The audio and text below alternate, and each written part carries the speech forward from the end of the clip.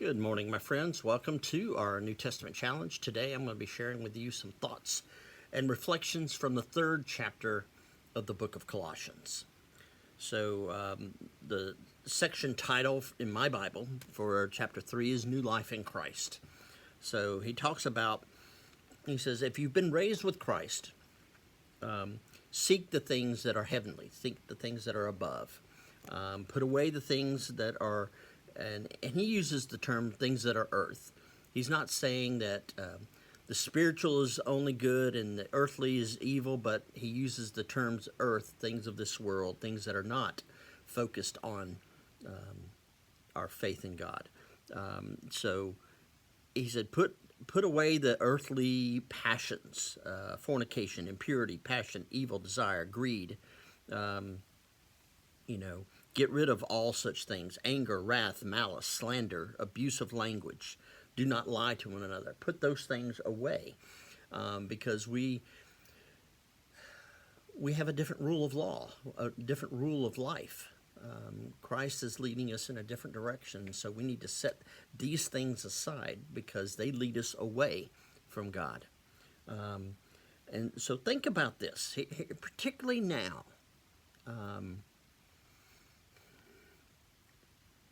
As Christians, we are called to listen to this. Get rid of all such things: anger, wrath, malice, slander, abusive language. Do not lie to one another. These things are no longer should no longer be a part of our Christian walk. So, be careful in what you state. Be careful in what you post. Be careful how what you put out there is perceived by others.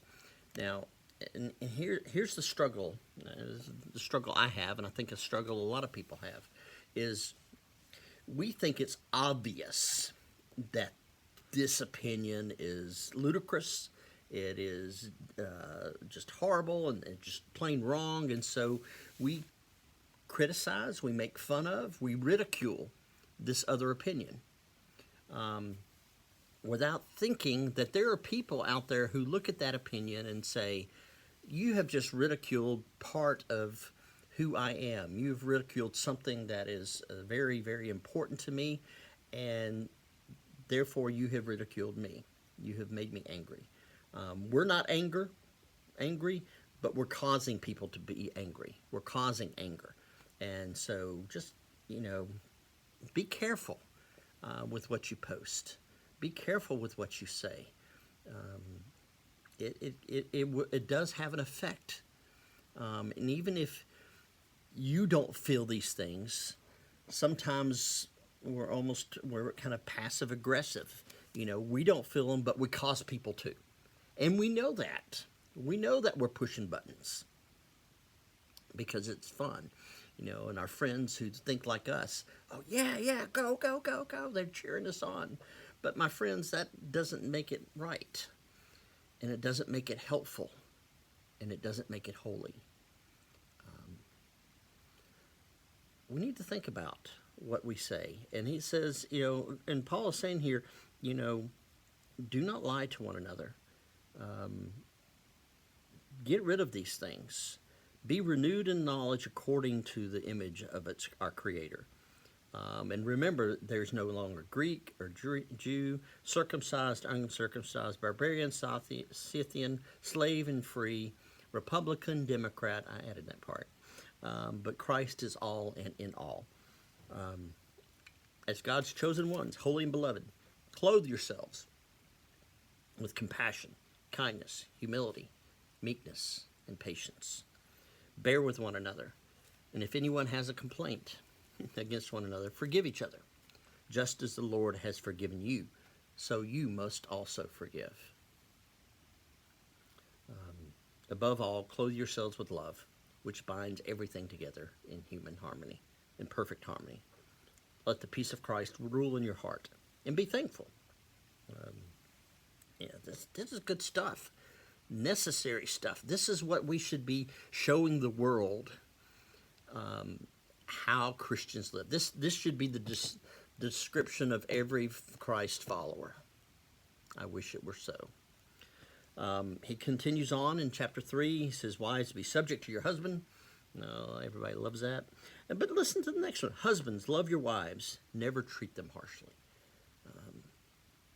Think about that. What does that mean? What does that look like? Children, obey your parents. This is your acceptable duty in the Lord. Fathers, do not provoke your children. Slaves, obey your earthly masters. Whatever your task, put yourself into it as being done for the Lord. Servants, that's looking past the baggage of slavery. What does this have to say to us? Do everything as if you're doing it to the Lord, even if it's something you'd rather not do, even if it's something that is a burden to you. Do it as if you're doing it for the Lord.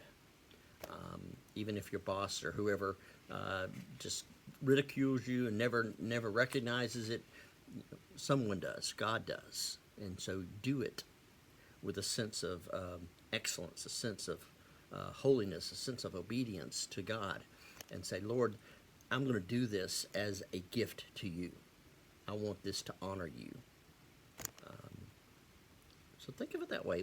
What can you do this week that might otherwise be a chore, might be a burden to you? But what can you do, and how can you turn it into such a thing as it will honor God? Think about that this week. Take care, my friends, and we'll talk to you tomorrow.